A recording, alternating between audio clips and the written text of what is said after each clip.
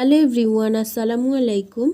আজকে আমি আপনাদের সঙ্গে শেয়ার করব নতুন পদ্ধতিতে নতুন স্বাদের মিষ্টি রেসিপি। এই মিষ্টি রেসিপিটা এতটাই সফটি এবং টেস্টি হয় যে মুখে দিলেই মিলিয়ে যাবে। তাহলে চলুন বন্ধুরা, আর দেরি না করে আজকের রেসিপিটা শুরু করা যাক।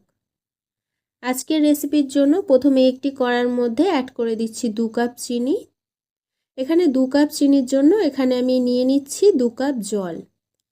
আর দিয়ে দিলাম একটি এলাচ। এখন গ্যাসের ফ্লেমটাকে হাইতে দিয়ে ভালোভাবে নেড়ে চেড়ে চিনির শিরাটা বানিয়ে নেব। দেখুন বন্ধুরা, কালারটা একটু চেঞ্জ হয়ে গেলেই গ্যাসের ফ্লেমটাকে আমি অফ করে দিলাম। এখন অন্য একটি কড়ার মধ্যে অ্যাড করে দিলাম 500 গ্রাম লিকুইড দুধ, 2 কাপ চিনি আর 2টো এলাচ। এখন খুন্তির সাহায্যে দুধটাকে একটু নেড়ে দিচ্ছি যাতে করে চিনিটা খুব ভালোভাবে মেল্ট হয়ে যায়। দেখুন বন্ধুরা, দুধটা ফুটে উঠেছে। এখন এর মধ্যে অ্যাড করে দিলাম 1 কাপ সুজি। সুজিটা দিয়ে খুব দ্রুত নাড়তে হবে, না হলে দলা পাকিয়ে যেতে পারে। 1 কাপ সুজি ভালোভাবে নেড়ে চেড়ে দেওয়া হয়ে গেলে আমি আরও 1 কাপ সুজি এর মধ্যে অ্যাড করে দিলাম। এখন অনবরত নেড়ে নেড়ে সুজিটাকে রান্না করে নিতে হবে। সুজিটা এক পর্যায়ে আটার ডোয়ের মতো, অর্থাৎ এই রকম কনসিস্টেন্সির হয়ে গেছে। এখন আমি নামিয়ে নেব।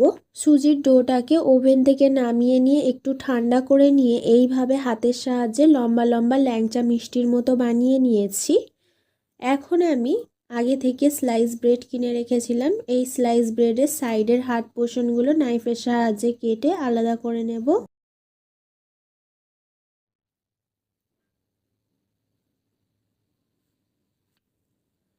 দেখুন বন্ধুরা, স্লাইস ব্রেডের সাইডের হার্ড পোর্শন কেটে আলাদা করে নিয়েছি।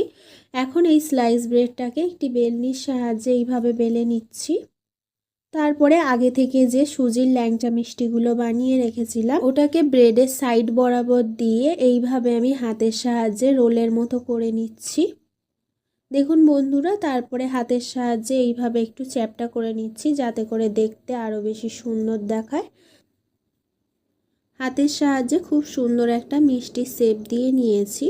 সেম প্রসেসে আমি বাকি সমস্ত মিষ্টিগুলোকেও রেডি করে নেব। মিষ্টির শেপটা দেখতে খুবই চমৎকার হয়েছে। সেম প্রসেসে আমি সমস্ত মিষ্টি শেপ দিয়ে নিয়েছি। এখন আমি একটি ট্রের মধ্যে সাজিয়ে নিচ্ছি মিষ্টিগুলোকে। সমস্ত মিষ্টি খুব সুন্দর করে ট্রের মধ্যে সাজিয়ে নেওয়া হয়ে গেছে। এখন এর উপর থেকে আগে থেকে যে মিষ্টির শিরাটা বানিয়ে রেখেছিলাম সেটা ঢেলে দিচ্ছি। মিষ্টিগুলো দেখতে আরও বেশি চমৎকার এবং লোভনীয় হওয়ার জন্য চিনির শিরার মধ্যে অল্প একটু ইয়েলো ফুড কালার অ্যাড করে দিয়েছিলাম। এখন মিষ্টিগুলোকে একটু ডেকোরেশন করে আপনাদেরকে কেটে দেখাচ্ছি। দেখুন বন্ধুরা, মিষ্টিগুলো কতটা সফট এবং ইয়াম্মি হয়েছে। আজকের মিষ্টি রেসিপিটা এই পর্যন্তই। আজকের মিষ্টি রেসিপিটা যদি আপনাদের ভালো লেগে থাকে, হাবিবার রান্নাবাটি চ্যানেলটিকে লাইক, শেয়ার অ্যান্ড কমেন্ট করতে ভুলবেন না। আর এই চ্যানেলে যদি আপনি নতুন হয়ে থাকেন, হাবিবার রান্নাবাটি চ্যানেলটিকে সাবস্ক্রাইব করে অল নোটিফিকেশান অন করে রাখবেন। ফিরে আসবো আবারও নেক্সট কোনো রেসিপি নিয়ে। সম্পূর্ণ রেসিপিটা দেখার জন্য ধন্যবাদ।